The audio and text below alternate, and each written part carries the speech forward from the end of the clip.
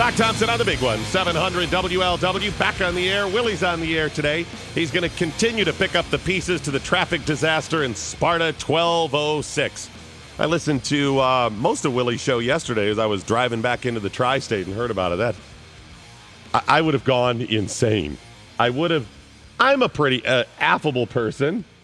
I know you wouldn't recognize it on the air. Even when the Belizean guy was telling me about my tax dollars, I just smiled and asked for more information. But one of the few things that'll set me off is sitting in traffic. I'm like that character Goofy plays, Mr. Traffic or whatever they call it when he goes crazy. I can't sit in traffic. It drives me up the wall. And to sit there 5-6 hours, I would have been done. Rich Hoffman joins me now from Lakota Levy. How are you, sir? Oh, fantastic. Welcome back. You were missed. Well, I appreciate that. Thank you so much. I wanted to have you on to get an update on the levy. It looks like they're going to try for it, huh? Oh, yeah. They're going to try for a $4.75 million. They had a meeting last night. They did everything but vote for the final resolution to go with a smaller levy than what they went for in the past. How does it compare with the past? Was it about half or? Yeah, about half. About half. And it's basically to try and straighten out their numbers through 2012 and into 2014. But what we all know who look at the numbers is that this is just a way to get some money now, and then we're going to just kick the can down the road and deal with another levy down the road. There's no way in the world they can continue to function as they have with just a $4.75 million levy. See, the way I see this stuff, whether it's local levies for schools, state level, local communities, federal government, whatever, they're like wolves that are always coming at you, always asking for something or whatever. So either you give them a little bit of money or thing to fend them off for a couple of months or a year or so, or you give it to them for 6 years. They're going to constantly come at you. Yeah, that's all we're doing, and we're doing that at the federal level too. This whole nonsense about let's just cut a couple trillion here or there at the federal budget and arguing over really small things. Whether you're talking, I guess, and a lot of people don't really know it, but this is a Keynesian economic failure where everybody who subscribes to that theory is losing. And schools are definitely built on that theory, which basically says you can stop bubbles when economic conditions say something's going to come to an end or you've reached a depletion level, that you can artificially prop it up with more money or stimulus. And that's what these tax levies are. The housing market collapsed, property values are lower, but nobody went back and reassessed those property values to say, well, okay, less revenue's coming into the schools. Now we have to bring those costs down to meet the property levels. No, it's a stimulus. No, you're right. And there's a great comparison when you look at local levies and what's going on when you're talking about the raising the debt ceiling. It's the same scenario just being played out on a local level. Yeah, it's all Keynesian economics. It's funny, I heard over the weekend some of the talk shows people on. I can't remember specifically who said it. It may be the chief of staff for the president. Anyway, somebody in the administration or closer, it could have been the Secretary of Treasury, said something like those, you got CEOs that are making tons of money right now. Even during the bad economy, they've made an average of 23% increase in their salaries last year. Meanwhile, the average person was lucky to get a 1% increase in their salary. And they're saying, even in a bad economy, they're making money. And I think they're using it to play the class warfare. But the point is, that should be an illustration of how markets work.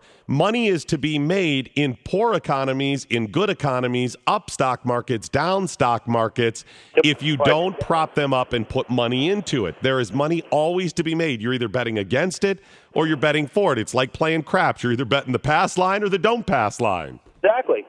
You could kind of use the speedway because you mentioned that at the bottom of the hour here with the traffic and all that crazy stuff and everybody complaining about it. You can use that as an example. But because everybody's complaining, but the guys who built the track put the thing in place, took the risk, put the money up, and you can complain about it later. Right. No, that's a good point. You're right. They played the game. They went ahead and said, we're going to go ahead and build this or whatever. If you don't want to help with the roads and whatever, you may have traffic. Okay, no big deal. And I agree with you there. Now, we shouldn't be spending money just to help the infrastructure going in there. if it's going to end up costing us money and they're going to be the ones that benefit. Those are questions. But you're right. That's a great point. Well, whether or not NASCAR deserves to do it or not, it's kind of like an education thing where they say, well, you guys, you're rich, you should pay more money. The rich people who put the track in down there are now the enemies because they put a track down there. And, they're the ones that created the whole thing to begin with. And it's kind of a microcosm of what we're seeing in education. What are they at the Lakota? What is this levy going to do? If they put it on the ballot in the fall. What will it go for specifically? Do you know? It just basically goes to maintaining their operating costs.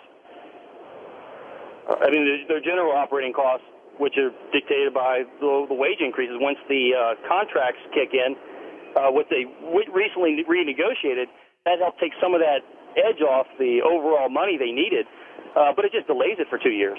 So this money is going to deal with that cliff that they're going to be approaching in 2013, 2014. So you still got the cliff that's coming up. Is the lower amount that they're asking for with the levy? Are they able to do that because they agreed to in the contract negotiations to freeze things? Yes, when they renegotiated that contract, it almost put them. I believe they said it put them in the black for this year. Which, if you remember last year's deal, they were going to be run off the edge of a cliff this year. I mean, like right now, this summer. And when they went and renegotiated all those step increases, basically, that saved that much money that it actually operated in the black, pushed all that to the right. It just gives you an idea of if actually dealt with the real salary structure, the real cost of what it costs to educate teachers or educate students. If you dealt with those real costs, how much money you could save. Yeah, I mean, there it is. That's the poster then. If you're saying we need less of a levy now and you're actually operating in the black because you capped those step increases, the thing that people have been complaining about that drove SB 5, there is your example. You're able to ask for less and you need less money because of those step increaes. There's part of the solution. That's exactly it. And, that's what the whole SB 5 thing is supposed to do. And that's why they don't want it passed. It's why they were going to try to repeal it. And they collected over 1 million. While you're on your cruise ship, they collected 1 million signatures. And that just shows you the power of expanded government and how they can, when they need to, move policy just by the sheer numbers. Because those people aren't going to vote themselves in a bad position. But that just shows you the danger. When you let government grow to this level, and all teachers and administrators are government employees, when you let it get that big, and then you say, okay, now, we need your signature to defend this. They have the numbers. Over 1 million people they were able to muster up to get those numbers. That's amazing. And if we don't put a stop to it now, we'll lose it forever. We'll never be able to do anything to bring these costs in. Yeah, we're finally at the saturation point. To paraphrase that famous quote of democracy can only survive until people realize they can vote themselves money. I mean, that's where we're at. And we've experienced that throughout our history. We're just at a saturation point now. The people who have segregated us based on race and gender and social economic levels and all of this stuff, all of the ways they divide us up, they have finally succeeded. They finally succeeded in saying, you've got to oppose this because you'll lose money. You should vote for this because it's going to come down to you making money. We're finally at that point. Well, we're at that point. When this goes to a vote, if all the people who would like to see change go and vote, you might have a chance of SB 5 surviving. Mm-hmm. But all those union people are going to go and they're going to vote, and their families and everybody else, like Willie has talked about. And unless everybody shows up to vote, it will be, it's going to be leaning in the favor of the people who want to repeal it. It's going to take everybody, literally, to go out. It's going to take a very high percentage of voter turnout to hold this thing, and they know that. This is not the time to be complacent. All right, Rich Hoffman from No Lakota Levy. Give me the final numbers on the levy that they were likely to put on the November ballot. How much is it? What millage? It's 4.75 mil, and it's going to cost about $190 a year for a $200,000 home. All right, so about $100 per 100,000. Yeah, 145 per 100,000. Yeah, almost 300. Sorry. All right, so that's a sizable amount, certainly scaled down, but I appreciate the detail, sir. All right. Thanks so much. Yeah, I fully expect SB 5 to fail. I said that the whole time. I fully expect people to go out and vote it away. I expect that to happen in the fall.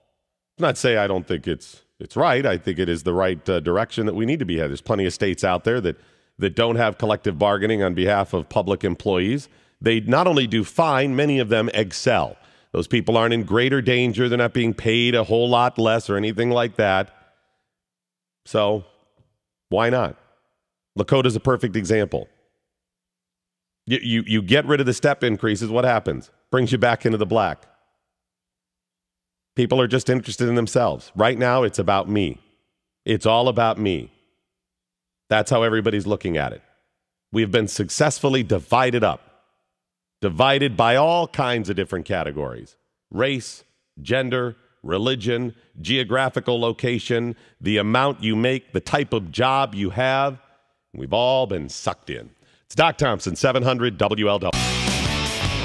Doc Thompson, 700 WLW, 10:35 Thursday morning. It returns. It's our game time, powered by Donato's. We started it the week before I left. Thursdays, 10:35. Your chance to win fabulous prizes. It's coming up Thursday morning, 10:35. A lot of fun. No, we'll do different games. We started off with the match game, but I got a lot of different things that we'll end up playing. All right, the debt ceiling issue continues to be the big discussion. Capitol Hill, you're going to hear about it over the next couple of days. They've got till August 2nd. August 2nd is the end game. Well, it could be us going into defaults if they don't, spread the money where they're supposed to, prioritize and pay off our debts first. You could end up seeing us default on some of those things. Could be bad, depends on your perspective. But August 2nd may not be the true deadline. Well, they've got to have time. They've got to have time to actually put a bill into place and vote on it. Whatever deal they come up with, they have to write it. And they can't write it until they come up with the deal. Now, they can write parts of it. They can lay out, some of the formatic type stuff when you're writing a bill. But the rest of it, they have to include the particulars. They need time to actually fill in the numbers and put all the pertinent info. That could take a week or so. They're supposed to put it online for a week or so as well. Now, we know that hasn't always been the case. They could forego that. But it will still take at least a few days to put it together. And then even if they quickly rushed it through the Congress, you still have to go through the votes, you're talking a few days. Could be as much as a week. If that is the case, the deadline is more like 2 weeks from now. July 22nd or so. Well, we've got, 3 weeks from today is August 2nd. Today is the 12th. 3 weeks from today is August 2nd. So if they need a week or so to put it together, you're really talking about a week and a half, maybe 2 weeks. So I keep talking about August 2nd, but they need time to get the whole thing done. Next 2 weeks, they'll continue to talk about it. It's interesting, the president yesterday gave his speech. It's still politics. He's still laying the whole thing out there. He talks about coming together and you've got to give up all of this and it's beyond politics. Then, of course, he, sticks it to the Republicans with a couple of lines there. He wants to play the statesman. He wants to pretend like he's not playing party politics, but that is certainly part of it as well. It's part of it for all of them. But the real motivation, if it's not balancing the budget and putting us on a sound fiscal path, what is the true motivation? What is their motivation? To get re-elected. That's it. See, the president needs to have some victories here. He needs some victories.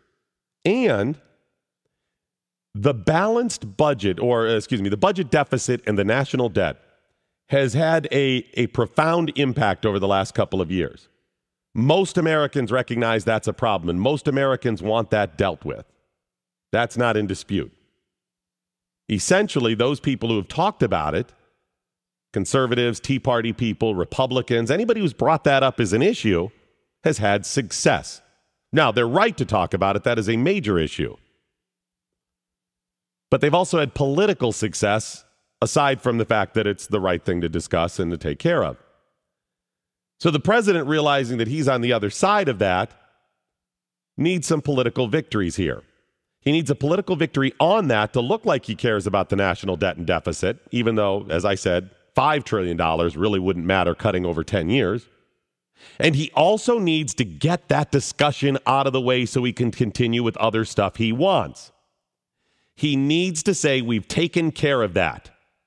That's the attitude. If you listen to his speech yesterday, and by the way, I'll put a link on my blog at 700WLW.com. You can listen to it for yourself later on. The attitude is, we need to get this out of the way so we can work on a jobs bill and all this other stuff.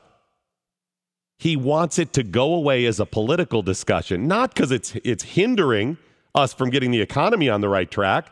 In fact, if we didn't have that debt, we would be in much better shape. The idea is we need to get beyond this so I can push, speaking as the president, so he can push other things he wants, like jobs, bills, and everything else. Look like a leader. Say that he dealt with this big issue, score political points, and get it out of the way so he can push other things through. That's his goal. Because if he really thought raising the debt ceiling was that imperative, he wouldn't have talked against it in 2006 when he was on the other side. And if he really thought the national debt and deficit was an issue, he wouldn't have added trillions of dollars to it over the past couple of years, and he would have passed a budget, or presented a budget anyways, that didn't increase spending. Doc Thompson, 700 WLW.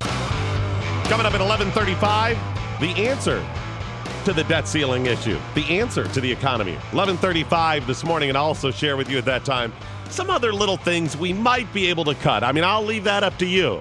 I think there's some other things we might be able to cut out there. I'll share them with you at about 11:35. Coming up at right after the news at 10:06. Catherine Spears Zacharias, she works for CNN as presents editorials. She's not an official employee. She's kind of a freelance person. She has an editorial on a new book that's out.